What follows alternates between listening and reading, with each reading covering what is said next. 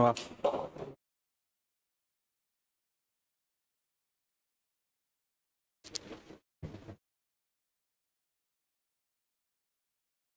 हाँ भाई क्या बोल रहा था?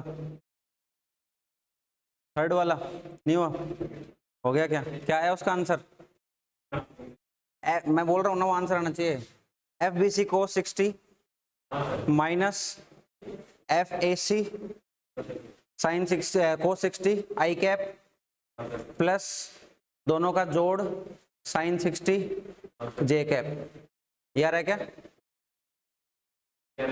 यार है बस, तो क्या चाहिए फिर बता। माइनस तो इसलिए कर रहे, डायरेक्शन अलग आई ना उनकी।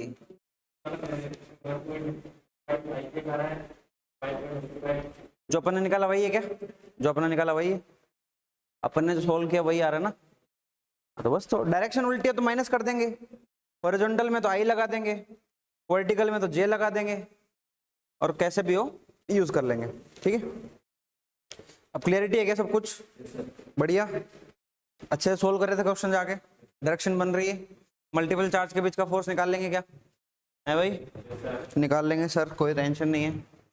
चलो एक क्वेश्चन और कर दो फिर फटाफट, बहुत आसान क्वेश्चन है, लिखो। देखो 4 point charge of magnitude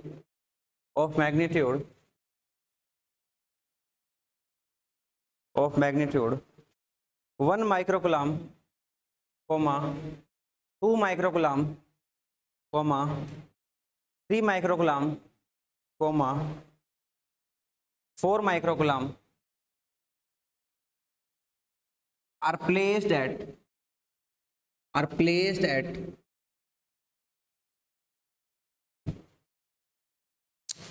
vertices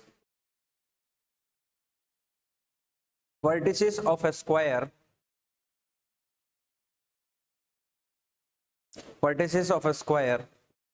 at A, B, C and D respectively,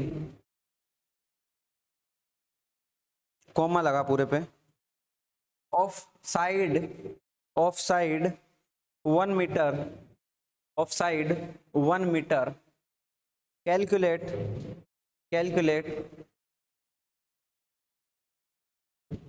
net force on charge placed at vertices A, ए पर कोई चार्ज रखा है, उस पर क्या निकालना है? फोर्स निकालना है। ठीक है भाई, ये अपने पास आ गया 1 microcoulomb, this is 2 microcoulomb and this is 3 microcoulomb and now finally 4 microcoulomb. ठीक है, डायग्राम बनाना बहुत जरूरी होता है। 1 मीटर है, डायग्राम ना दे तो ऐसा डायग्राम बनाना है। सबसे पहले डायग्राम बना लो, डायग्राम बनाने के बाद डायरेक्शन बना लो, करेक्ट है, फिर तो बचता कुछ नहीं है। ठीक है, अब देखो इसमें फोर्स निकालना है, तो इस पर फोर्स किस किस की वजह से आएगा भाई?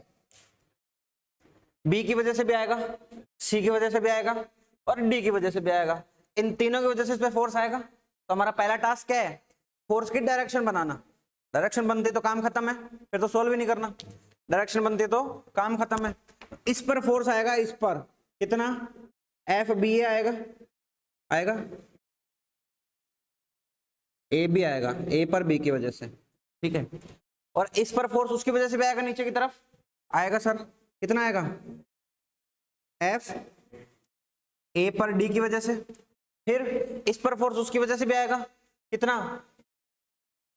इसको मिला देता हूं पहले उससे।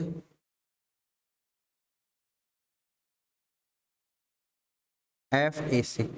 ठीक है, हो गया क्वेश्चन, चुटके में सोल्व हो जाएगा। अब तो कैसे? ये एंगल पता है क्या? हाँ कितना है? 45 डिग्री। क्यों? स्क्वायर है, स्क्वायर का जो डायगोनल है बाइसेक्ट करता है एंगल को। ठीक है, 45 डिग्री। मैं डायरेक्ट डेफिनेट लिख रहा हूं, अभी डायरेक्ट एफ नेट लिख रहा हूं, बताना मेरे को सही है कि गलत है। F net will be equal to minus of minus of F A B plus F A C cos 45 I cap. क्या कर दिया मैंने, क्या कर दिया मैंने, इसका इधर की साइड कंपोनेंट ले लिया, तो इधर पहले से एक फोर्स अपने पास क्या है, एफ ए बी पहले से एक फोर्स है कि नहीं है सर। तो जब इसके ऊपर पहले से इधर की साइड फोर्स है अपने पास, इसको थोड़ा सा रेड से लिख देते हैं वरना कंफ्यूज हो जाएगा। एफ ए बी पहले से है, ठीक है। तो भैया अब इस साइड एक फोर्स है, एक और ले लिया मैंने कंपोनेंट इधर, इसका कोस कंपोनेंट नेगेटिव वाई की तरफ है, नेगेटिव लगा दिया आई कैप, प्लस नीचे की तरफ क्या क्या है, एक तो ये है, एक इसका कंपोनेंट है, तो कितना है नीचे की तरफ एफ ए डी कितना आ जाएगा, कितना आ जाएगा plus F A C sine 45 आ जाएगा। नीचे की तरफ है, इसका क्या मतलब हुआ, इसका ये मतलब हुआ ये भी माइनस है और जे कैप आ जाएगा। This is the force vector, net force vector आ गया, नेट फोर्स वेक्टर आ गया। ये आने के बाद तो आपको कुछ भी पूछ ले, चाहे ये आने के बाद तो कुछ भी पूछ ले, कुछ भी कैसे पूछ ले, आपके पास क्या क्या कंपोनेंट आ गए, एक्स कंपोनेंट आ गया, वाई कंपोनेंट आ गया। अगर आपको नेट डायरेक्शन पूछ ले, इससे नेट डायरेक्शन पूछ ले, तो आप क्या किस में चले जाओगे, ये आपके पास क्या आ गया, दो कंपोनेंट आ गए, ये एक्स कंपोनेंट आ गया, वाई कंपोनेंट आ गया। अगर आपसे इसका डायरेक्शन पूछ ले तो आप क्या करोगे, थीटा निकालना है, इसका मतलब टेन थीटा निकालोगे, टेन बीटा, बीटा बोल देते हैं इसको, रिजल्टेंट आएगा ना इसमें फाइनल नेट। तो इसका अगर ये पूछ ले कि हॉरिजॉन्टल से जो आपका नेट फोर्स आएगा वो कौन सी डायरेक्शन में आएगा, उसका वैल्यू कितना रहेगा, तो उसका वैल्यू निकल जाएगा y बटे एक्स, क्या वैल्यू रहेगा उसका, ये फॉर्मूला लिखवा रहा हूँ एक तरीके से। अगर मान लिया अलग अलग चार्ज आ जाए Q1 Q2 Q3 ये सब, तो एक फॉर्मूला बनेगा, इसको ट्रिक बोल देंगे, कुछ भी बोल देंगे, उसके बाद अपन सोल्व कर लेंगे। टेन मीटर कितना आ जाएगा, टेन मीटर आ जाएगा एफ ए डी प्लस में एफ ए सी साइन 45 बटा एफ ए बी प्लस में एफ ए सी कोस 45। ठीक है भाई, ये एक फॉर्मूला ये बन गया। एक्चुअली में फॉर्मूला नहीं बना, ये हमने सोल्व किया है, ये हमने सोल्व किया है, सोल्व कर दिया, लेकिन इसका तो आंसर निकालना है, आंसर तो निकालना है। तो आंसर निकालने के लिए क्या करेंगे, सबसे पहले इनका वैल्यू निकालना जरूरी है, F A B, F A C और एफ ए डी का, इन सब का वैल्यू निकालना जरूरी है। तो सबसे पहले एफ ए बी निकाल लेते हैं, एफ ए बी कितना आएगा, के तो आ जाएगा अपने पास कितना 9 इंटू 10 की पावर 9। ए बी में कौन कौन से चार्ज है, एक ये चार्ज है, एक ये चार्ज है, तो कितना आ जाएगा 2 गुणा में 10 की पावर -12 आ जाएगा, डिवाइड बाई 1 मीटर का स्क्वायर एक ही होता है, तो नीचे एक कर लो, इसको सोल्व करोगे 18, 3 जीरो बचेंगे तो 0.018 न्यूटन। ठीक है, ए बी आ गया। ऐसे आप क्या निकाल लो, एफ ये निकाल लो, पहले एडी निकाल लो, एडी निकालोगे तो क्या बनेगा आपके पास, क्या बनेगा, 1 और 3 सॉरी 1 और 4 है, मल्टीप्लाई होगा 4 से 36 आएगा, क्या आ जाएगा 0.036 न्यूटन। ठीक है, फिर निकालते हैं एफ ए सी। इसमें थोड़ी सी समस्या है, क्यों, क्योंकि ये डिस्टेंस अलग हो गई, ये डिस्टेंस है √2 मीटर। ठीक है, √2 मीटर कैसे आई, पाइथागोरस लगाया ये करके, ये गलती मत करना, सीधा सर बता रहे हैं कि 3, 27, 0.027 का मत कर देना, डिस्टेंस का ध्यान रखना बहुत जरूरी है। हाँ, मैग्नीट्यूड डिस्टेंस का चाहिए अपन को, डायरेक्ट डिस्टेंस लिखोगे तब काम बनेगा, डायगोनल निकालना पड़ेगा उसके लिए। ठीक है, फिर तो काम खत्म है, क्या बचा है, नीचे क्या लग जाएगा, जो भी आंसर है स्क्वायर मतलब नीचे 2 लग जाएगा। ठीक है, तो गुणा करेंगे, लिख ही देते हैं गुणा करके, 10 की पावर 9 गुणा में कितना है, 1 और 3 है ना, 3 गुणा 10 की पावर माइनस कितना -12 डिवाइड बाई √2 का स्क्वायर, तो नीचे एक 2 आ जाएगा, 27 आ जाएगा, तो आंसर कितना आ जाएगा 0.027 डिवाइड बाई 2। थोड़ा सा इसको सोल्व कर लो, क्या आ जाएगा 0.01, इसको सोल्व करेगा कितना आएगा 3 आएगा ना, 3 ही आएगा और क्या आएगा 3, 5 क्या आ जाएगा न्यूटन, न्यूटन आ गया। बचा क्या क्वेश्चन में, कुछ नहीं बचा क्वेश्चन में। इन वैल्यूज को उठा के इसमें पुट कर दो, इन वैल्यूज को उठा के इसमें पुट कर दो, और आपको क्या निकालना है, नेट, फाइनल नेट। एक वेक्टर निकालना, ये होमवर्क है, होमवर्क समझ गया क्या है होमवर्क, नेट फोर्स कैसे निकलेगा, एफ ए बी की जगह एफ ए बी रख देना, एफ ए सी की जगह एफ ए सी रख देना, कोस 45 की वैल्यू रख देना, ठीक है, माइनस एडी की जगह एडी रख देना, एसी की जगह एसी रख देना, 45 की जगह 45 रख देना, कोस साइन 45, जो वैल्यू है इससे क्या जाएगा, नेट वेक्टर आ जाएगा फोर्स का वेक्टर कैलकुलेट हो जाएगा उससे। ठीक है सर, कोई समस्या नहीं है। उसके बाद क्या करना है, उसके बाद तो अगर मैग्नीट्यूड पूछ ले तो मैग्नीट्यूड निकाल देंगे। मैग्नीट्यूड कैसे निकलेगा, इसका स्क्वायर प्लस में इसका स्क्वायर, समझ गया। मैग्नीट्यूड ये तो है, एक कंपोनेंट ये, एक कंपोनेंट ये, दो कंपोनेंट 90 डिग्री पे होते हैं तो क्या होता है, एक्स का स्क्वायर प्लस वाई का स्क्वायर हाइपोटेनस। ठीक है, तो कर देना, क्या जाएगा, ये क्या जाएगा, एक्स स्क्वायर प्लस में वाई स्क्वायर का अंडर रूट। इससे आप ये निकाल लोगे।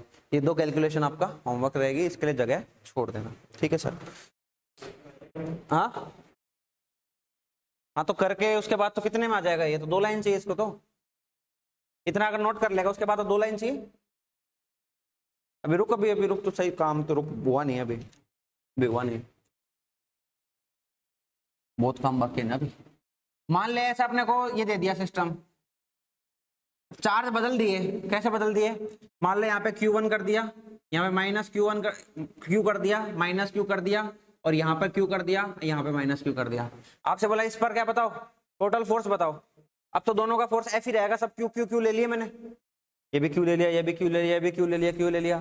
फोर्स तो इन दोनों के बीच में F रहेगा, इन दोनों के बीच में F रहेगा, इन दोनों के बीच में F/2 रहेगा। क्यों, डिस्टेंस बदल गई। तो ये R है, तो ये कितना है, √2R।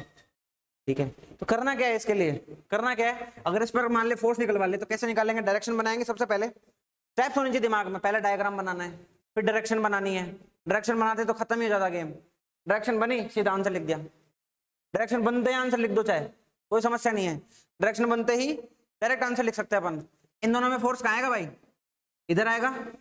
इसको F1 लिख देता हूँ इसकी वजह से, ठीक है, फिर 2 लिख देता हूँ, चलो ये 2 है ना, ये 1 मान लिया, 2 मान लिया, 3 मान लिया, 4 मान लिया।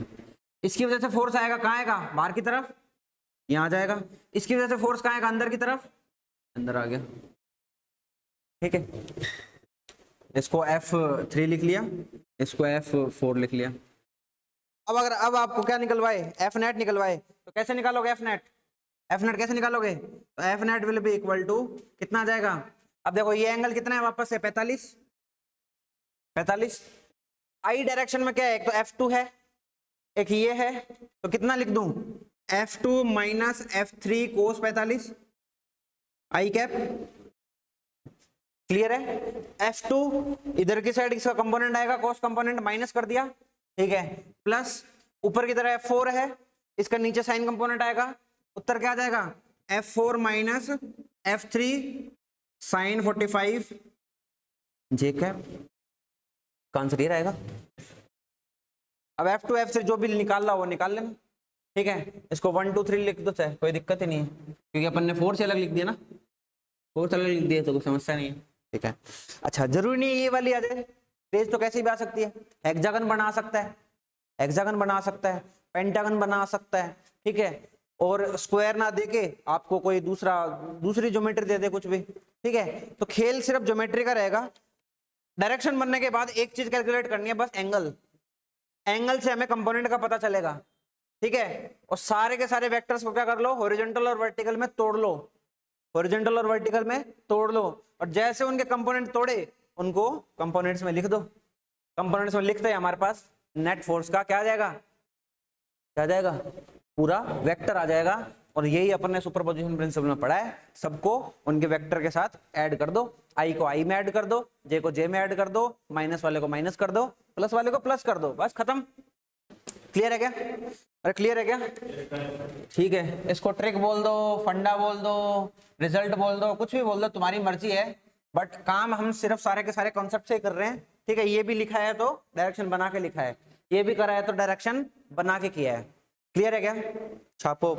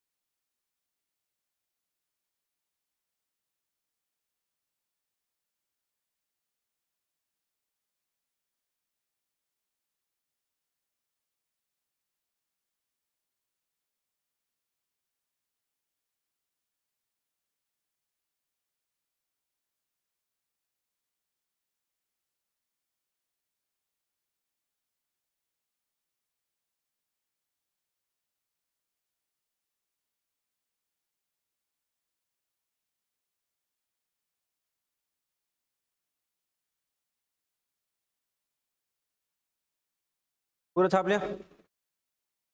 हाँ, ये इतना करने के बाद ये पूरा लिख दिया, उसके बाद ये अपने वैल्यू निकाल ली, इसको लास्ट में फाइनल नेट अपन को निकालना है, ये घर से करना है। ये लिख लिया, रिजल्ट कैसे निकालते हैं लिखना तो है ही है, एक तरीका सिखा दिया मैंने। डायरेक्शन चाहे जो भी हो, हमें क्या करना है, उनको उनके वेक्टर के साथ ऐड करना है, बस इतनी चीजें दिमाग में रहेगी बस, तो फिर तो काम खत्म है। वैसे ट्रिक नहीं है, एक तरीके से क्वेश्चन ही है ये भी, तो क्वेश्चन ही लिख लेना, क्वेश्चन ही है ये, ट्रिक तो क्या है ये, ट्रिकों में बिलीव करना तो बात ही गलत है, ट्रिक्स कुछ नहीं होती। हाँ, ये क्वेश्चन ही एक तरीके से, बोलना क्या है, सामने लिखा पड़ा है, क्वेश्चन ही एक तरीके से है, ठीक है।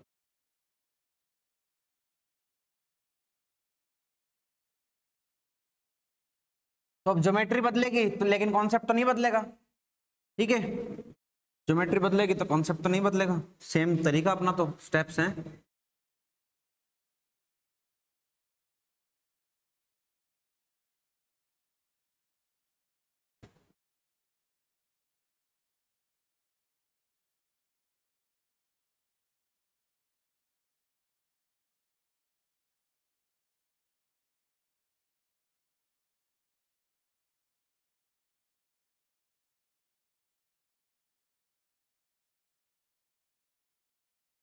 हाँ,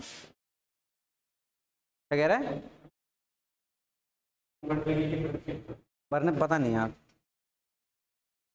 पता करके बताता हूँ।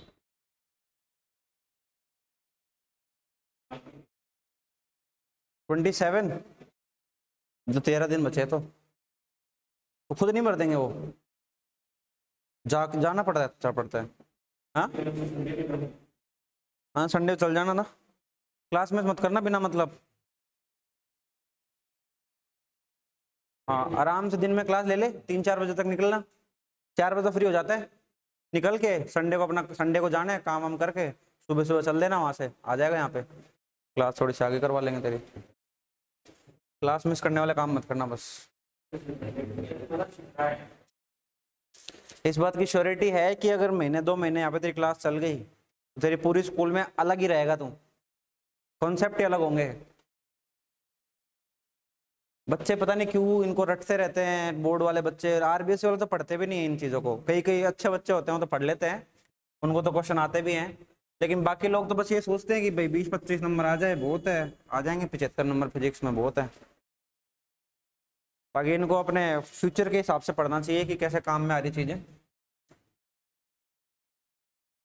ठीक है। तो देख, अभी फोर्स की कुछ बातें तो अपनी हो चुकी हैं कि फोर्स कैलकुलेट कैसे करते हैं, फोर्स कैलकुलेट करते हैं, ठीक है, वो हो चुका है। अब आगे हो रहेगी फोर्स की बातें, लेकिन उसके साथ अब 2 चार्ज के साथ साथ क्या आ जाएगा, इलेक्ट्रिक फील्ड ऐड हो जाएगा, ठीक है भाई। तो अब हेडिंग डाल, इलेक्ट्रिक फील्ड।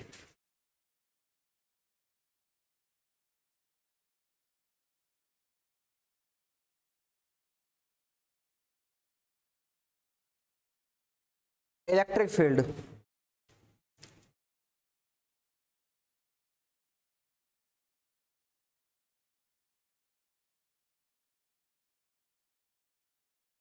आजकल शौक चल रहा है ना लोगों को, कुत्ते उत्ते पालते हैं, डॉग वॉग पालते हैं, पेट वेट रखते हैं, रोट व्हीलर, बड़े बड़े कुत्ते ये सब रखते हैं, ठीक है। क्यों पालते हो? मेन कारण तो थोड़ा सा, एक तो प्यार है अपना कुत्तों के प्रति, ठीक है, डॉग्स के प्रति। दूसरा क्या है, सिक्योरिटी रीजन है, वो तो सिंपल है। मान ले घर की एक प्रेमाइस है छोटी सी, है भाई, यहाँ पर एक डॉग है, डॉग है, एक इंट्रूडर है, कोई चोर वगैरह कुछ भी मान ले, तो दीवार फांद के अंदर आ गया, वो आने देगा क्या? वो, क्योंकि वो इसका एरिया है, वो इसकी फील्ड है, इसकी फील्ड में तुम जाके दिखाओ, इसकी फील्ड में आप जा नहीं सकते अनलेस वो आपसे प्यार करता हो। अगर वो आपसे प्यार करता है तब तो आने देगा, प्यार नहीं करता है तो भगा देगा, मतलब कुछ ना कुछ तो इफेक्ट होगा उस चीज के अंदर। तो मतलब इस फील्ड के अंदर आप जाओगे तो कैसा ना कैसा इफेक्ट, उसका बिहेवियर तो आपको पता चलेगा चलेगा, या तो आपसे प्यार करेगा, थोड़ा सा ज्यादा प्यार करेगा, और ज्यादा प्यार करके तो दिक्कत हो जाएगी, है ना। वो काट लेगा कर लेगा वो तो अलग कहानी है, ठीक है। तो इसका अपना क्या है, एक फील्ड है, जिस फील्ड के अंदर आप आओगे तो आपको क्या है, कुत्ते के होने का एहसास पता चल जाएगा, पता चल जाएगा। ऐसा ही कुछ खेल चार्ज के साथ है, ठीक है। चार्ज के साथ क्या खेल है, मान ले एक चार्ज रखा हुआ है, ये रखा हुआ है, आप यहाँ हो, यहाँ हो, यहाँ, इन दोनों के बीच के डिस्टेंस मान ले अब इतनी ज्यादा है तो इन्फिनिटी मान लेते हैं, ठीक है। फोर्स कितना होगा? 0, कोई इफेक्ट नहीं है। थोड़ा सा और पास आ गए, यहाँ आ गए, कंपेरेटिवली बहुत लार्ज है अभी भी, वापस 0, मतलब 0 का मतलब नेग्लिजिबल। फाइनाइट डिस्टेंस तो क्या पता है, लेकिन फिर भी क्या है, नेग्लिजिबल। चार्ज की तो बता दी साइज कितनी होती है, बहुत छोटी होती है, ठीक है। चार्ज की तो साइज बहुत कम होती है अपनी, ठीक है। एटम है, एलिमेंट्री पार्टिकल है, डेफिनेशन पहले दिन की याद है। मान ले यहाँ लिया है फाइनाइट डिस्टेंस पे, ये भी पॉजिटिव, ये भी पॉजिटिव, कुत्ता है, भगा देगा, भगा देगा। रिपल्शन, मान लो F1 आया इसके ऊपर, आया, थोड़ा और पास आए, ठीक है। F2, श्योरली F2 की वैल्यू ज्यादा होगी क्या? क्यों? क्योंकि और पास आ गए अपन, डिस्टेंस डिक्रीज हो रहा है, और पास आ गए, देखो F3, ये F2 से भी ज्यादा है, F1 से भी ज्यादा है। तो एक्सपेरिमेंटली क्या पता चल रहा है? एक्सपेरिमेंटली पता चल रहा है कि जब भी कोई चार्ज रखा होता है स्पेस के अंदर, स्पेस बोल दिया, स्पेस के अंदर जब भी कोई चार्ज रखा होता है, उसके आसपास श्योरली ऐसा कोई फील्ड जरूर है जिसके अंदर अगर आप दूसरा चार्ज लेके आते हो तो उसको किसी तरीके का फोर्स मिलता है, फोर्स मिलता है। और वो फोर्स अट्रैक्शन भी हो सकता है, वो फोर्स रिपल्सिव भी हो सकता है। वो डिपेंड किस पे करेगा? इन चार्ज के नेचर पे, वो type of charge are these in this field, ठीक है। इस फील्ड के अंदर किस तरह के वो चार्ज हैं उस पर डिपेंड करेगा। लेकिन एक बात की फिर श्योरिटी है, जो भी पहले बोला मैंने, कि इस चार्ज के आसपास ऐसा कोई फील्ड जरूर है जिस फील्ड में अगर आप आओगे, जिस फील्ड में अगर आप आओगे, then it will exert some kind of force and that may be either repulsive और attractive in nature depending on the nature of charge, ये पॉजिटिव है कि नेगेटिव है। तो ये जो फील्ड है जिसके अंदर इसके ऊपर फोर्स लग रहा है, वही फील्ड हमारी इलेक्ट्रिक फील्ड है।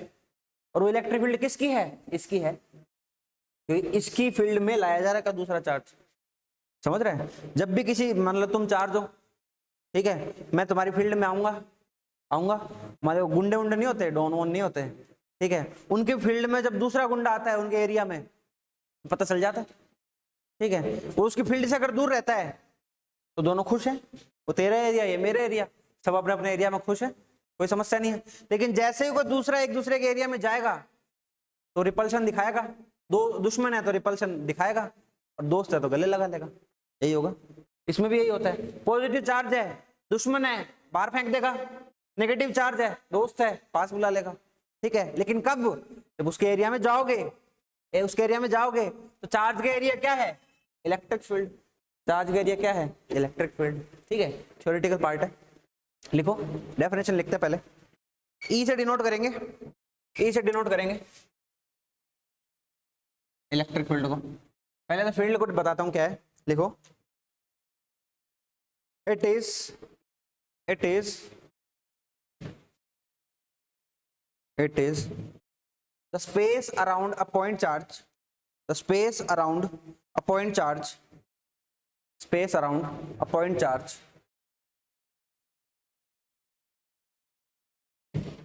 space around a point charge in which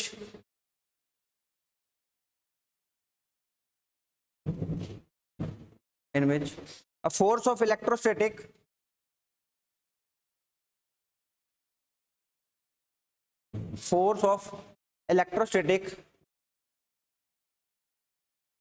is experienced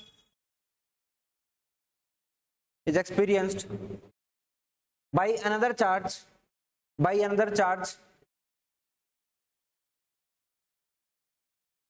when placed in that field known as electric field of the former charge, known as the electric field of former charge.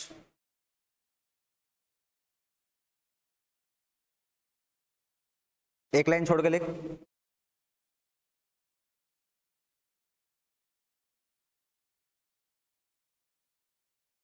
लिख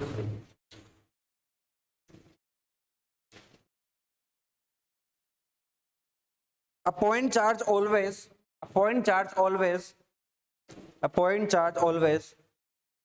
exert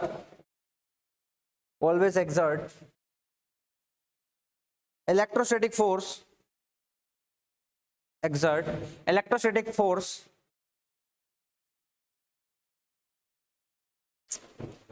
on other point charges, लिख दो या charges लिख दो, on other charges in its electric field,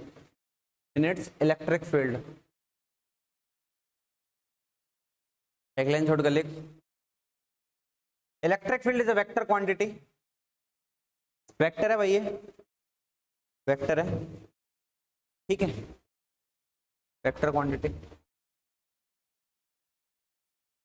quantity है, तो vector law के सारे नियम पालन करेगा ये, हैं?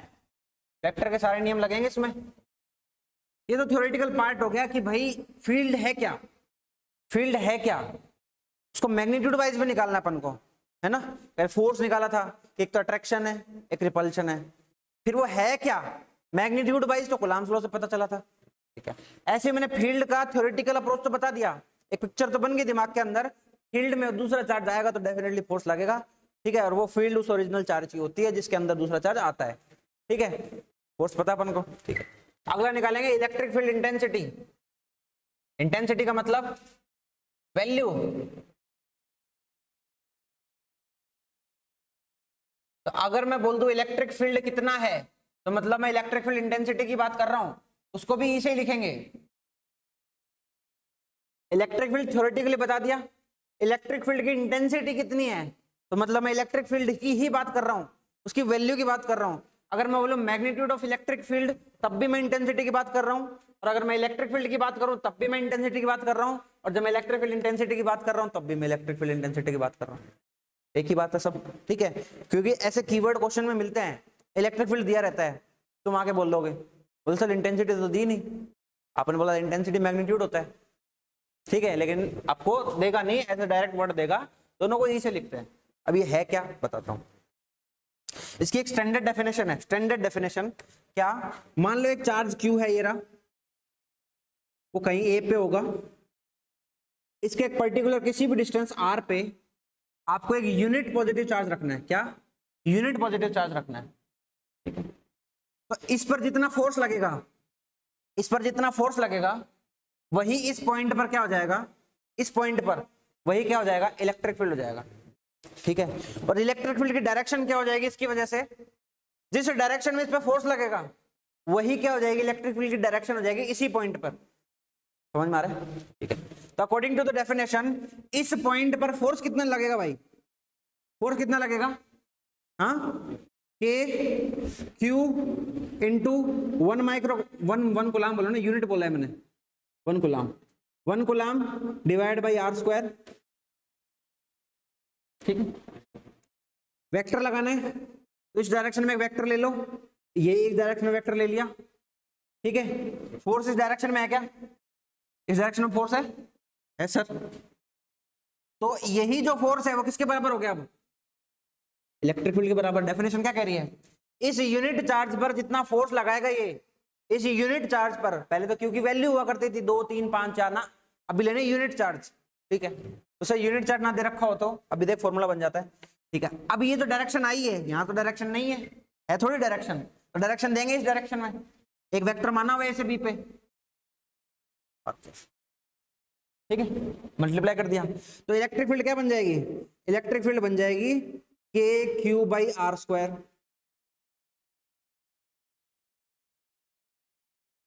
Because of this charge at point B which is at R distance from A से R डिस्टेंस पे है, और जो फोर्स की डायरेक्शन है वही हमारी क्या आ गई, इलेक्ट्रिक फील्ड की डायरेक्शन आ गई। क्लियर है, ले लो बासी ले ले, जोर जोर से ले ले, 3 ले लिया अभी तूने 5 मिनट में, ठीक है, 3 ले लियो बासी, तो ये तो निकल जाएगा अपनी इलेक्ट्रिक फील्ड, ठीक है। अच्छा जरूरी थोड़ी यहाँ पे कोई 1 कूलम चार्ज ही हो, इलेक्ट्रिक फील्ड तो पता चल गई KQ बाई R स्क्वायर।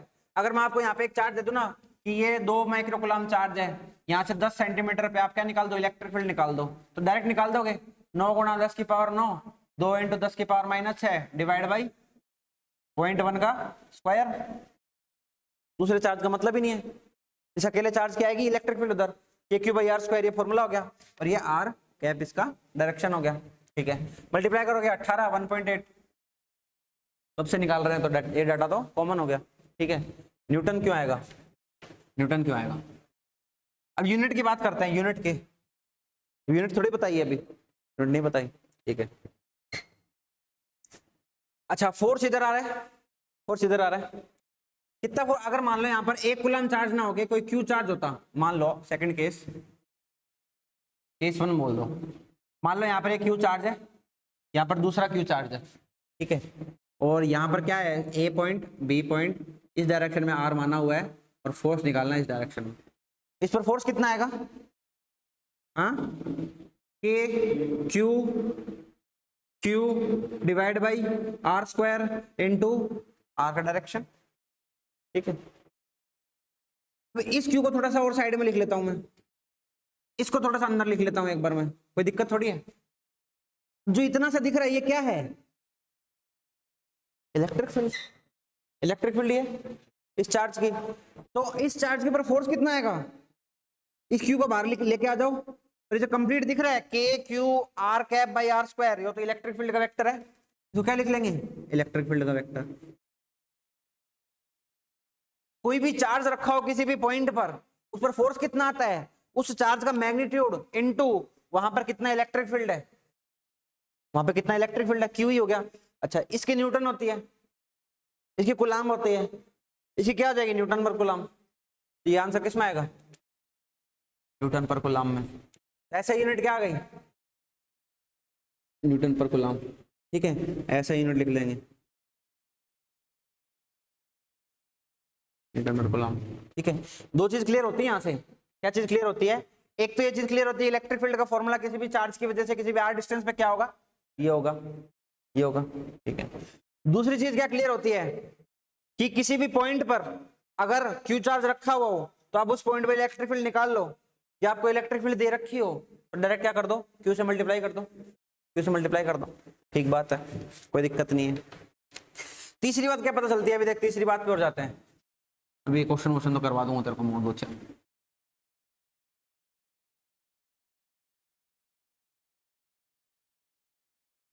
तीसरी बात क्या पता चलती है, मान ले कि पॉजिटिव चार्ज ना हो, नेगेटिव चार्ज हो जाए, नेगेटिव चार्ज हो जाए, तो पॉजिटिव चार्ज के लिए क्या आया, फॉर पॉजिटिव चार्ज ये अपने पास क्यू है, यहां पर क्या रख दिया, कोई 1 कूलम रख दिया, इसकी वजह से क्या है अपने पास आर, इसको 1 कूलम रख भी रखो ही मत, अब तो बिना रखे निकाल लेंगे अपन। तो इसकी इलेक्ट्रिक फील्ड क्या आएगी, बाहर की तरफ। ठीक है, और हमेशा ध्यान रखना, हमेशा ध्यान रखना, ये तो दो चार्ज ले रखे हैं ना, इसमें इसको तो बोलते हैं टेस्ट चार्ज, क्या बोलते हैं, टेस्ट चार्ज, इसको बोलते हैं सोर्स चार्ज।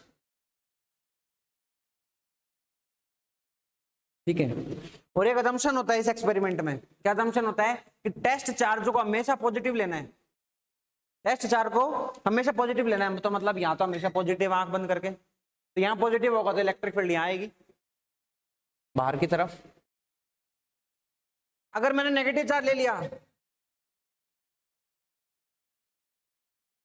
क्या ले लिया, नेगेटिव चार्ज ले लिया, किसको ले रहा हूं नेगेटिव चार्ज, सोर्स को नेगेटिव ले सकता हूं मैं, तो माइनस क्यू करेंगे, यहां पर कोई भी चार्ज होगा, आर डिस्टेंस पे इलेक्ट्रिक फील्ड निकालनी है, यहां पर अगर मैं पॉजिटिव चार्ज रखूंगा तो फोर्स कहां आएगा, इधर, इलेक्ट्रिक फील्ड कहां आएगा, इधर। यहां से रिजल्ट क्या निकलता है, for a positive charge electric field is outwards, बाहर की तरफ, for negative charge direction of electric field is inward, अंदर की तरफ। क्यों, क्योंकि फोर्स की डायरेक्शन अंदर है, और इलेक्ट्रिक फील्ड की और फोर्स की डायरेक्शन सेम होती है। ठीक है, इलेक्ट्रिक फील्ड की और फोर्स की डायरेक्शन सेम होती है। अब यहाँ पे देख, यहाँ पर भी एक बात है, यहाँ पर क्या बात है, यहाँ पर बात यह, अगर पॉजिटिव चार्ज हो गया, पॉजिटिव चार्ज हो गया तो एफ और क्यू की डायरेक्शन सेम रहेगी, उधर जाएगा, तो फोर्स क्या जाएगा, एफ इक्वल टू क्यू ही। नेगेटिव चार्ज हो गया, चार्ज अगर नेगेटिव हो गया, ठीक है, तो क्या लग देंगे यहाँ पर, माइनस क्यू ही, फोर्स क्या जाएगा, माइनस क्यू ही। ठीक है, फोर्स आ जाएगा minus Q. Electric field intensity heading लगा, डेफिनेशन लिखवाता हूं। अरे क्लियर है कि इलेक्ट्रिक फील्ड का कॉन्सेप्ट? हाँ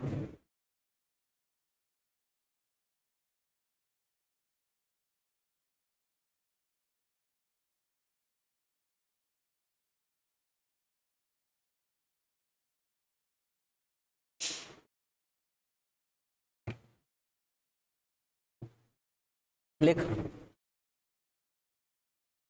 electric field intensity,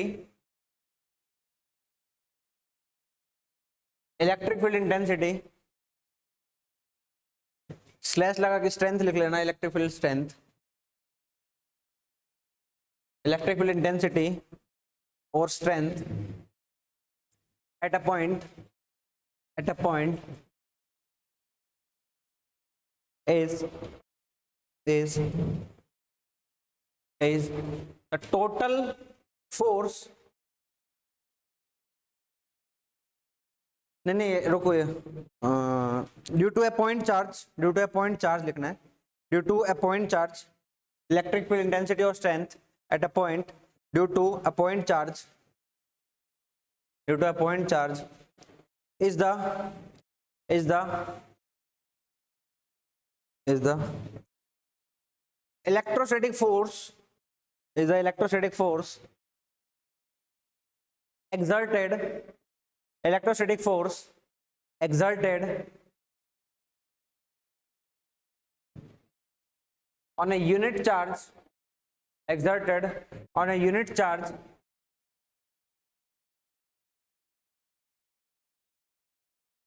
on a unit charge at that point. एक लाइन छोड़ के लिख,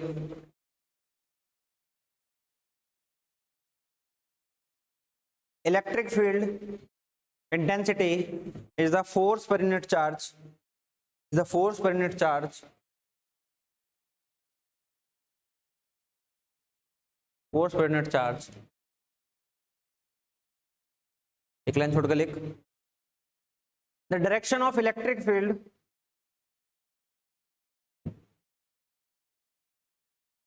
the direction of electric field is same as, is same, is same as the direction of force, the direction of force exerted on a point charge, so exerted on a unit charge, exerted on a unit charge, on a unit charge,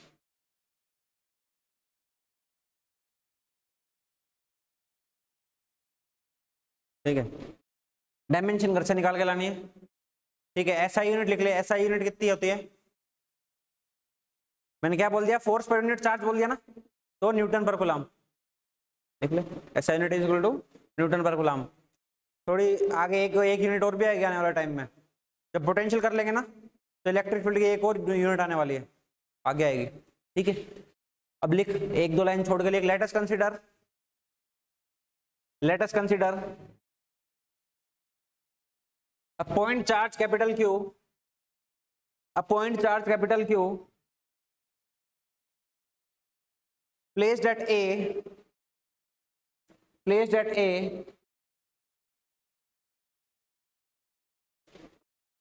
and a unit charge, a unit charge, unit charge is placed at B,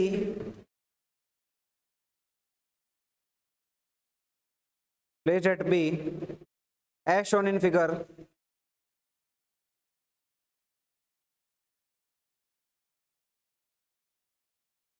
छाप को, ये diagram बना, पहले diagram बना के छाप ले इसको, पूरा छाप, यहां तक छाप ले।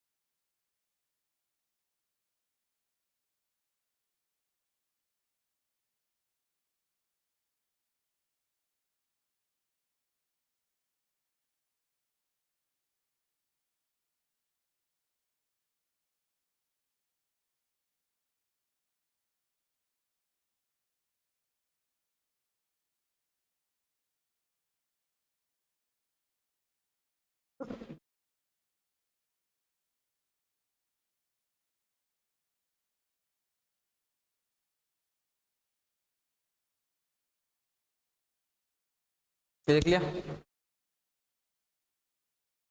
एक दो लाइन छोड़ लिख, एक नोट लगा,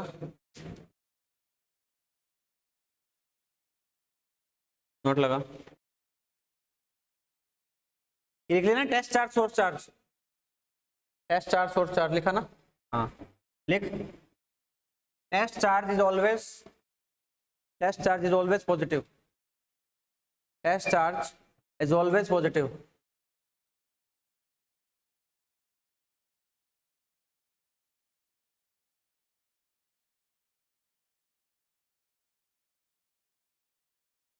फिर लिख, पहला नीचे लिख, एक पॉइंट लिख, ऐसे भी बना के लिख ले, इंपॉर्टेंट पॉइंट बना के लिख ले, केस वन बना के लिख ले, हाँ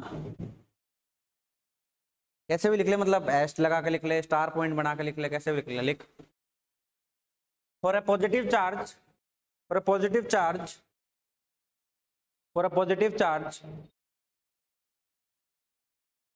for a positive charge, the direction of electric field, the direction of electric field, the direction of electric field is always positive, always outwards, is always outwards, because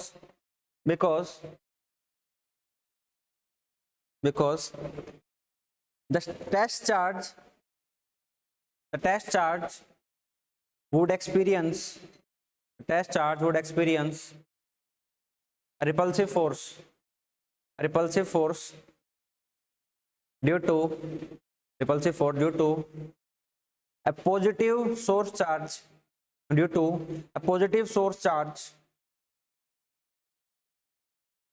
due to a positive source charge. Diagram बना ले,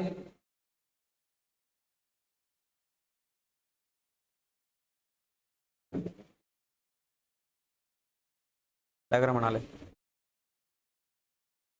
थोड़ा सा और diagram बनवाऊंगा आगे, और नीचे वाला मत लिखना अभी, तो ऊपर ऊपर वाला लिख अभी,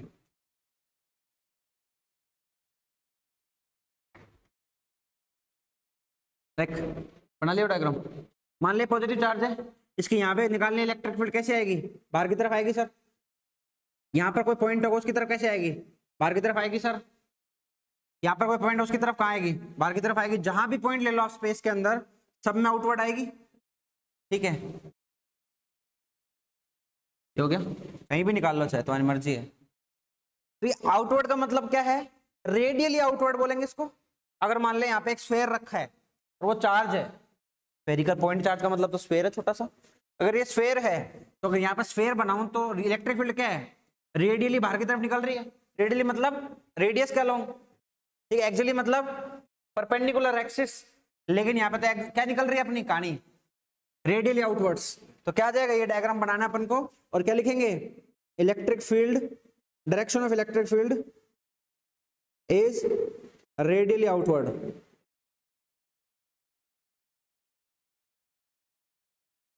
ये क्वेश्चन गलत करवा देता, रेडियली वर्ड एक्चुअली लिख देगा, रेडियली लिख देगा, ऐसा आउटवर्ड लिख दिया कोई दिक्कत नहीं है, रेडियली लिख रहा है तो फिर ध्यान में रखना है ना। ये बना डायग्राम बनाए वाला,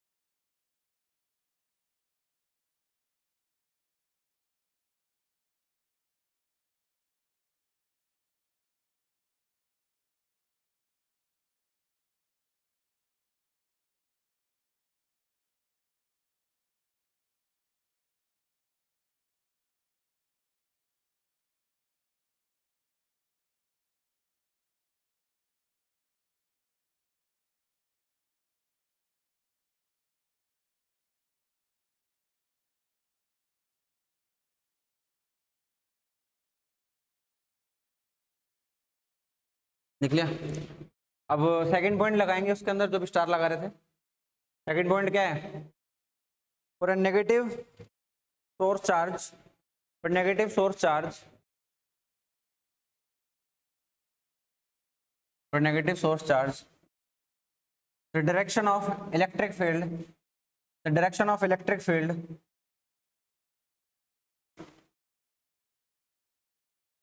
is radially inwards.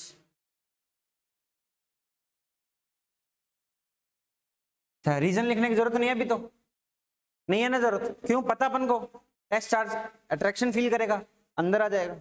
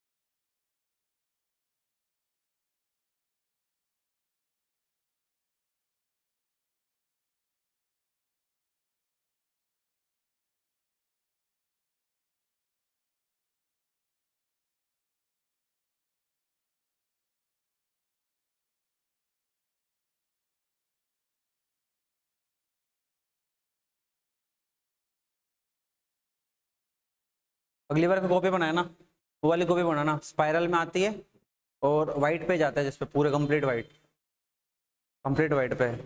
हाँ, लाइनिंग वाले में नहीं। नोट्स एक नंबर बनेंगे उसमें। जिस हिसाब से तू मेहनत कर रहा है ना, उसमें और बढ़िया लगेगा, शाइन करेगी वो चीज़ें। ठीक है, राइटिंग तो तेरे देखी नहीं अभी मैंने, तो मेहनत तो कर रहा है तो बनाने में, उसमें और बढ़िया लगेंगे। ठीक है, मस्त लगेंगे नोट्स। अभी तो बनाई, इसमें तो कोई दिक्कत नहीं है। फिर क्या है, बाकी नोट्स अच्छे बनाना नहीं है, अपन को समझना भी है चीज़ें। फिर क्या लिखेंगे? फिर लिखेंगे अगला पॉइंट। दो हो गए ना, तीसरा पॉइंट लिखेंगे।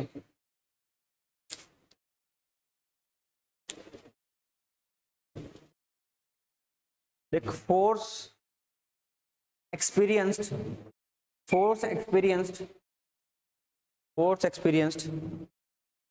by a point charge in a given electric field. a point charge q लिख, point charge q। बोले सर ये गलती करवा देते हो आप। in a given electric field E,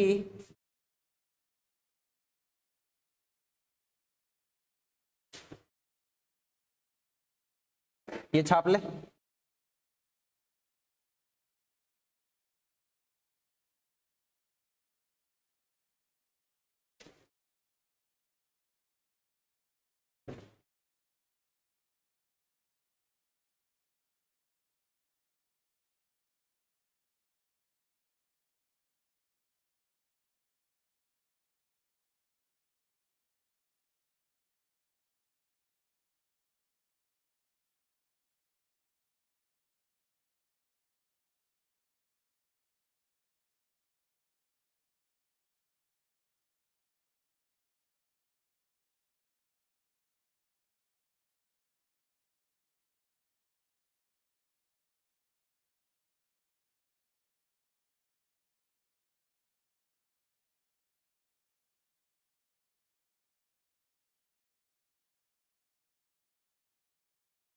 छाप ले, इसी में लिखेंगे आगे।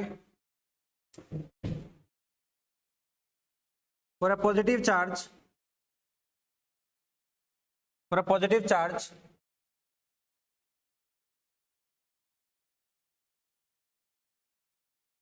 for a positive charge F is equal to QE। for a positive charge the direction of electric field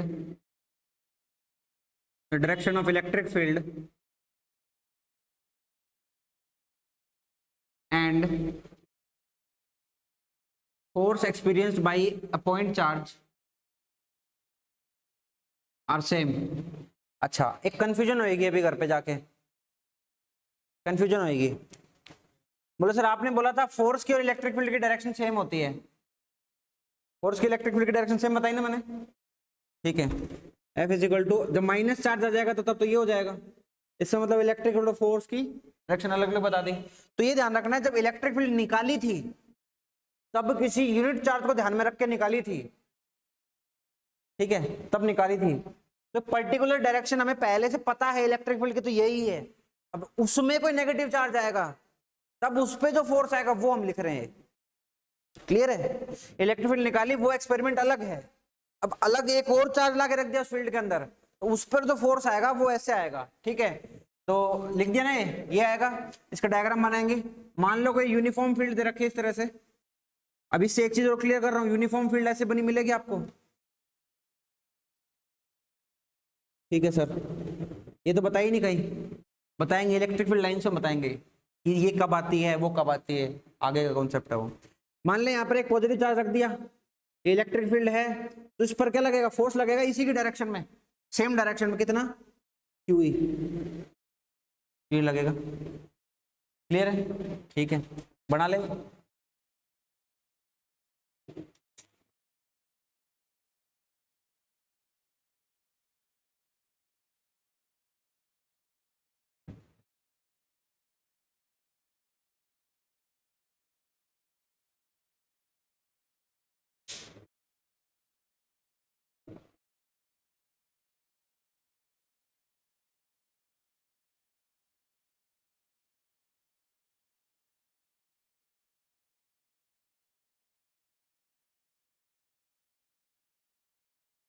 अगला लिखेंगे फॉर नेगेटिव चार्ज, इसी में ही थर्ड पॉइंट में ही, फॉर नेगेटिव चार्ज,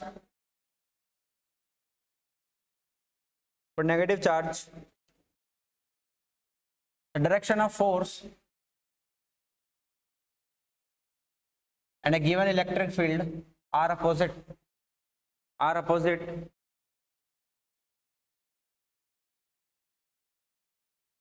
अपोजिट हो गया ना, एक ही वर्ड लगाना है बस, अपोजिट, सेम की जगह अपोजिट, ठीक है।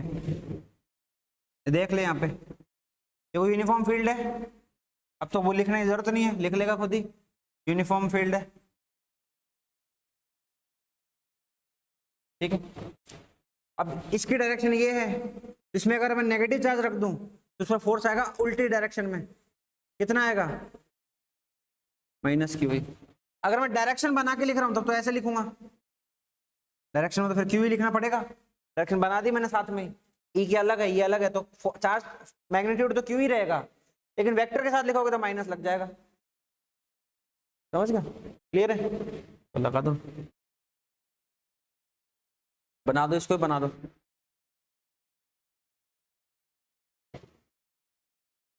इन दोनों की डायरेक्शन रेड से बना देता, फोर्स की डायरेक्शन रेड से बना लेना, फोर्स की डायरेक्शन रेड से बना लेना ताकि दिख जाए सामने।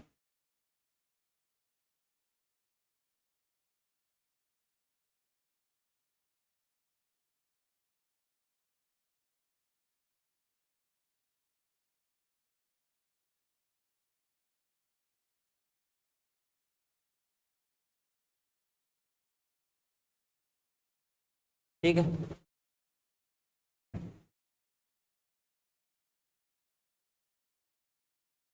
एक और पॉइंट लिख, लिख ले, लिख ले, लिख ले, बना ले, आराम से बना ले।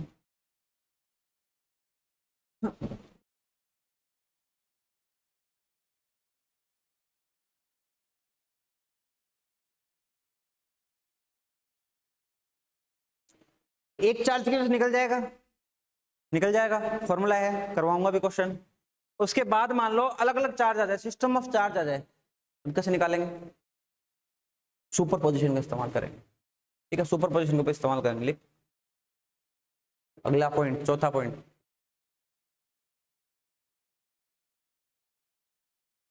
जगह किस लिए छोड़ी है, डायग्राम बना हुआ है, ठीक है। ये लिखने की आदत डाल ले, नीचे डायग्राम को नीचे बनाने की आदत डाल ले, बोर्ड में फुल नंबर आते हैं इससे, बोर्ड में दो, बोर्ड का चलो अपन को डिस्कशन करना नहीं, मैं तो वैसे टिप दे रहा हूं तुम्हें, फ्री की टिप है क्योंकि तुम 12th में हो अभी। टिप ये है कि बोर्ड में जब नंबर बढ़िया जिनके आते हैं, जिनके पूरे पूरे नंबर आते हैं, उनको एक दो चीज पता होती है, क्या, कोई डायग्राम बनाओ, को डिफाइन करो, हर चीज डिफाइन करनी पड़ती है। एफ भी डिफाइन करना है, क्यू भी डिफाइन करना है, ई भी डिफाइन करना है। डायग्राम बनाने के बाद नीचे कैप्शन लिख के बताना है, और तो डिफाइन करते करते लिखो एज शोन इन फिगर 1.1, ये वाला, इसको 1.1 फिगर नाम दो। जब किताब में कोई चीज पढ़ते हो तो क्यों पढ़ते हो? मुझे समझने के लिए। तो किताब में जो लिखा रहता है, तो अगर मेरे को कुछ नहीं आता तो मैं उसको पढ़ूं तो मेरे समझ में आना चाहिए। किताब बनाने का मकसद तो यही है। तो तुम्हारे नोट्स और तुम्हारे आंसर का मकसद भी यही होना चाहिए। जब एग्जामिनर पढ़े या कोई अनजान बंदा पढ़े, उसको पढ़कर पूरा समझ में आना चाहिए। वो ये नहीं चेक कर रहा तुम्हें आता है कि नहीं आता, वो पढ़ के ये चेक करना चाहता है इसमें जो लिखा है उससे मेरे को समझ में आ रहा है कि नहीं आ रहा। अगर उसको पढ़कर वो कॉन्सेप्ट समझ में आ रहा है एग्जैक्ट जैसे वो समझना चाहता है, और वो किसी और को समझा सकता है, वो चीज आपको कब समझ में आती है? जब आप संजीव चीज को और दो लोगों को समझा दो। आपने किसी को समझाया और वो किसी और को अगर समझा पा रहा है, तब तो आपने चीज समझी वो चीज। वैसे ही आपको एग्जाम में आंसर लिखने होते हैं कि एग्जामिनर को वो चीज समझ में आनी चाहिए। आपने मेरे से समझी, आपने लिख के समझा दी, वो लिख के उसको समझ में आ रही कि नहीं आ रही? एग्जैक्ट समझ में, मतलब गलती नहीं होनी चाहिए कोई उससे। वो कुछ भी डाउट पूछ ले, सारे डाउट क्लियर होने चाहिए छोटे से कंसाइज टॉपिक में। ऐसा नहीं है इलेक्ट्रिक फील्ड पूछ रहा है पोटेंशियल लिख रहे हो ना, इलेक्ट्रिक फील्ड की डेफिनेशन पूछिए तो डेफिनेशन ही लिख के आनी है, उसको डेफिनेशन ही चाहिए 1 नंबर में।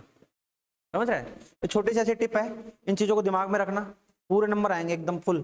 ठीक है, न्यूमेरिकल्स तो बहुत ज्यादा तुम्हारे तो आते नहीं है, ठीक है, बाकी न्यूमेरिकल्स अपने जेईई के हिसाब से तो अपन को करने हैं ही है, राइट। कभी भी थ्योरी लिखने की प्रैक्टिस करो तो ये चीजें बहुत परफेक्टली लिखो। कैप्शन, पूरी चीजों को डिफाइन करना, ठीक है, ये चीज होनी चाहिए, हमेशा फ्लो में होना चाहिए ये चीज। इन चीजों में क्या है, थोड़ा डिसिप्लिन बनाओगे तुम्हारे खुद याद रहेंगी चीजें। न्यूमेरिकल के अंदर कोई चीज आएगी, फोर्स, चार्ज, इलेक्ट्रिक फील्ड, ये तुम्हें हर चीज डिफाइन करने की आदत है, तो तुम्हें देख के पता चलेगा इलेक्ट्रिक फील्ड, अच्छा ये तो ये होती है, अच्छा इसका ऐसे ऐसे फोर्स लगेगा इसके ऊपर। जब क्वेश्चन को पढ़कर तुम दिमाग में स्टोरी बना लोगे, पेन चलाने के बाद सिर्फ और सिर्फ 1 मिनट में आंसर आएगा। क्वेश्चन पढ़ के समझ में नहीं आ रहा, दे क्या रखा है, पता ही नहीं चल रहा इलेक्ट्रिक फील्ड क्या होती है, पता ही नहीं चल रहा डायरेक्शन क्या आएगी, आंसर कैसे निकालोगे? आंसर तो वेक्टर में आएगा, वेक्टर में चाहिए डायरेक्शन।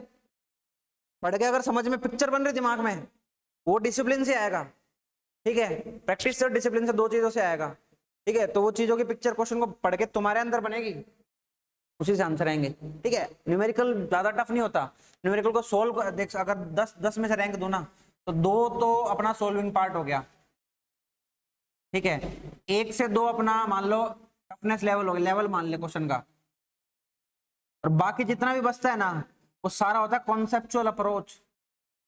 कॉन्सेप्ट मान ले इसको, कॉन्सेप्चुअल अप्रोच, ये लैक करते हैं लोग, ये लैक करते हैं, इसमें घुस जाते हैं level level level level level level, उसके 2 ही नंबर होते हैं लेवल के, पूरे पेपर के अंदर 2 ही लेवल होते हैं, बाकी सोल्विंग के 2 मार्क्स, इसके 2 मार्क्स, कॉन्सेप्ट के बहुत मार्क्स होते हैं। पूरे के पूरे 10 नंबर के एफर्ट के अंदर आपको 6 से 7 नंबर का क्या करना है, कंसेप्चुअल एफर्ट लगाना है, वो बढ़िया रहेगा। तो ये तो खत्म ही हो जाएगा, फिर ये बढ़िया कर लिया तो ये तो खत्म ही हो जाएगा। इसमें अगर फुल एफिशिएंट हो तो इसमें तो कुछ करना नहीं है, फिर सिर्फ ये बच जाता है, इसको हटा नहीं सकते, इसको ये हटेगा प्रैक्टिस से, सिर्फ और सिर्फ प्रैक्टिस से। प्रैक्टिस फास्ट है, ठीक है, तो हो जाएगा। जैसे अपन ने डेटा लेते हैं अपन 2 9 2 यो देख के कर देते सीधा, अगर नीचे सेंटीमीटर है 10 सेंटीमीटर 9 1.8 आंसर आएगा फोर्स का, देखते ही, है ना।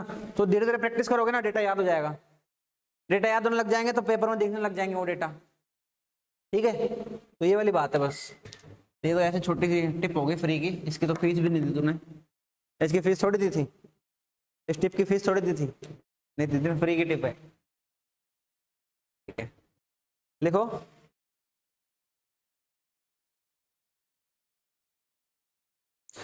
The principle of superposition, the principle of superposition is applicable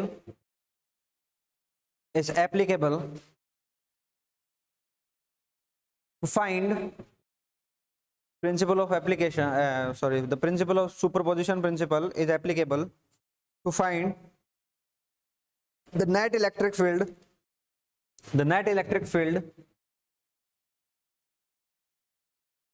at a point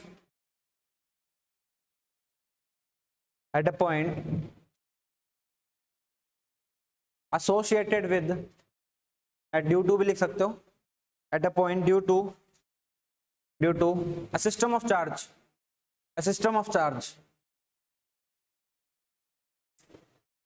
देखो अब मैंने direct system of charge word use कर लिया, कर लिया कि नहीं कर लिया, क्योंकि सिस्टम ऑफ चार्ज पहले से बता के आ चुका हूं क्या है सिस्टम ऑफ चार्ज, अलग अलग चार्ज होंगे, ठीक है। सुपरपोजिशन डायरेक्ट वर्ड यूज कर लिया, क्योंकि सुपरपोजिशन क्या कहता है, अगर आप किसी एक की वजह से कोई फिजिकल क्वांटिटी कैलकुलेट करते हो तो कर लो, कोई मना नहीं कर रहा, उसका कोई इफेक्ट नहीं होगा दूसरे की वजह से, ये सुपरपोजिशन है। तो इलेक्ट्रिक फील्ड में लगाएंगे कैसे, मान लो अपने पास क्या है, Q1 charge, Q2 charge, Q3 charge, Q4 charge, ऐसे करके चार्ज है, Qn चार्ज। आपको O पॉइंट पे क्या निकालनी है, इलेक्ट्रिक फील्ड, निकालते रहो, कौन मना कर रहा है। इसकी वजह से इलेक्ट्रिक फील्ड निकाल लो, इसकी वजह से इलेक्ट्रिक फील्ड निकाल लो, इसकी वजह से इलेक्ट्रिक फील्ड निकाल लो, सही से बना लेना ये, इसकी वजह से इलेक्ट्रिक फील्ड निकाल लो, ऐसे निकाल लो। जो आपको नेट लिखनी हो इलेक्ट्रिक फील्ड का नेट लिख दो, क्या जाएगा E1 E2 E3, ठीक है। अच्छा इसको थोड़ा सा और आगे फर्दर सोल्व कर लो, इसकी वजह से electric field KQ1 divide by R square R1 square into R1 plus में KQ2 divide by R2 square into R2 unit, आगे जाता जाएगा n है यहाँ पे KQN डिवाइड बाई RN, ठीक है। इसको कभी कभी कंसाइज तरीके से लिखा रहता है बुक्स में, कभी बुक पढ़ो तो पता चलेगा तुम्हें, ठीक है। क्या लिखा रहता है, के को बाहर निकाल लेते हैं या फिर ऐसे लिख लेते हैं इसको 1/4 पाई एप्सिलॉन नॉट, लिख लिया इनटू समेशन में लगा देते हैं पूरे सिस्टम को। समेशन में क्या कर देंगे, आई की वैल्यू 1 से n करनी है, ठीक है। यहां कर दो QI, यहां कर दो RI, यहां कर दो RI का यूनिट का, समझ में आएगा कैसे। अब पहले 1 रखेंगे वैल्यू ये आ जाएगा, जुड़ के 2 रखेंगे तो ये आ जाएगा, ऐसे n तक दे रखा हो तो n तक जोड़ देंगे, ठीक है। ये सिर्फ रिप्रेजेंटेशन के लिए है, बाकी तो आपका आंसर तो यहीं से आ जाएगा। आंसर तो पता ही है कैसे निकालने हैं, कैसे निकालना है, डायरेक्शन बनाओ, सीधा वैल्यू पुट करो, हॉरिजॉन्टल वर्टिकल में कन्वर्ट करो, वेक्टर लिखो, आंसर खत्म। अब मैग्नीट्यूड पूछे मैग्नीट्यूड बता देंगे, डायरेक्शन पूछे डायरेक्शन बता देंगे, तुरंत बता देंगे, ठीक है। तो ये अपना तरीका रहेगा इसको सोल्व करने का, राइट। अच्छा एक चीज और ध्यान रखना, जो चीज अपन ने पीछे मीडियम के लिए पढ़ी है ना, वो हमेशा एप्लीकेबल रहेगी। किसी भी क्वेश्चन को, हर क्वेश्चन के 2 फेज बनाने के लिए क्या कर देगा, ये तो सिंपल हो गया, मान लो क्वेश्चन, इसी क्वेश्चन को टफ करना है, कैसे करेगा, इसको किसी मीडियम में रख दिया जिसका रिलेटिव परमेबिलिटी इतना है, सारा क्वेश्चन सेम है, सारा क्वेश्चन सेम है, बस यहाँ पर एप्सिलॉन आर आ जाएगा, ठीक है। तो ऐसे घबरा मत जाना इन चीजों में, मतलब जो भी इलेक्ट्रिक फील्ड है उसको डिवाइड कर देना, ठीक है। यहाँ पे आ जाएगा ना, मीडियम का लगाओगे तो एप्सिलॉन आर यहाँ आ जाएगा, ठीक है, तो पूरे से डिवाइड हो जाएगा। तो इन चीजों को घबराना मत, 2-3 कॉन्सेप्ट को मिक्स करे बिना क्वेश्चन टफ बनता नहीं है, और क्वेश्चन टफ कभी नहीं होता। 2 कॉन्सेप्ट मिक्स हुए हैं तो कॉन्सेप्ट तो इधर वाला भी क्लियर होना चाहिए, इधर वाला भी क्लियर होना चाहिए।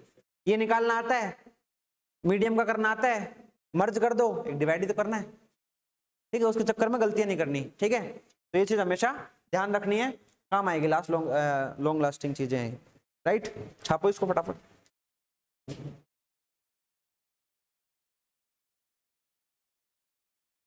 कल आएंगे, इससे रिलेटेड क्वेश्चन करेंगे, बढ़िया बढ़िया, है ना।